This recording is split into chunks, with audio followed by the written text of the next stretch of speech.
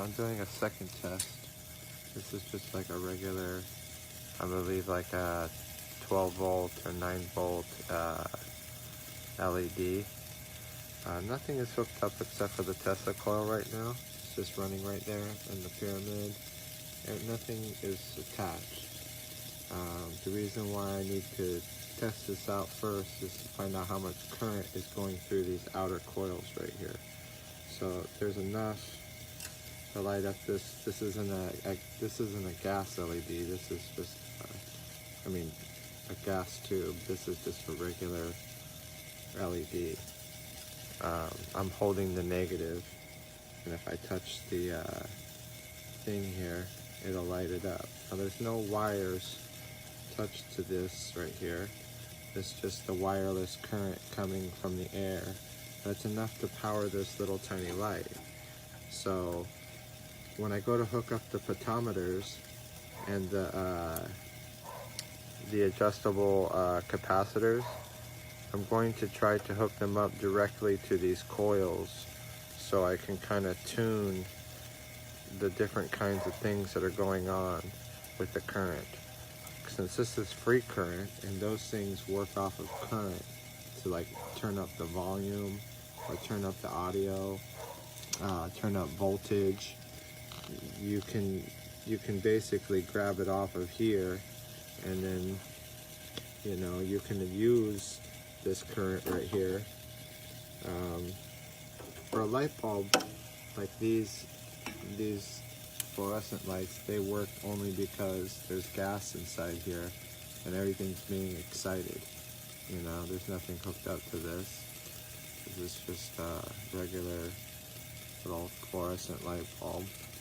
It's about a foot long, but I can leave it there. If I touch it, it gets brighter. If I touch the pyramid, it'll turn off and shock me, kind of. The pyramid gets pretty hot, only because there's a lot of current running through it. It's definitely more amplified. So even with this light going, we'll leave that light there. Let's see if we still have current that's still going through the little tiny coils on the outside. Another interesting thing, this kind of heats up pretty hot, but it's probably shocking me is what it's really doing. It's probably not heating up at all. This kind of electricity kind of is a weird kind of shock that will kind of shock you, but not really. Kind of feels like heat. So that's the little tiny LED. Then I have my tester here. So I have it on a continuity test. So bear with me here while I hold this phone with my knees. You can see nothing really because it's freaking dark out here and I had to do this outside. But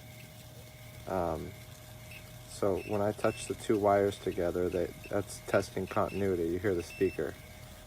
But now I don't have to touch anything. See that? Well, you can't really see, but you can hear it. So I'm not touching anything. I'm just going near the coils themselves. This one I probably can show indoors, so I'll have to do it again. But there's conductivity in the air. That's the cool part. Or if I just touch the single coil, it makes even just going in front of it right here. Going over here by the pyramid, definitely conductive. I have the other wire here by my phone. Let's see if it's right here. And now I'm just floating the other wire in the air. And it's getting conductivity in the air. I thought maybe like my meter was too close. Maybe the static resonance was doing something to make it do that. But I moved my meter far away from this and it's still, I can put it in front of either one of these coils, the infinity coils on the outside here. This one, I could just set it here and now I'll put it in front of the other one directly across from it on the other side way over there. And I'm not touching the coils, plus the coils aren't attached to anything. So it's kind of interesting. Oh, look at this giant beetle thing. He's coming flying over here. Crazy. But yeah, I tried to test the voltage itself, and DC not showing any wireless current, even though it's there.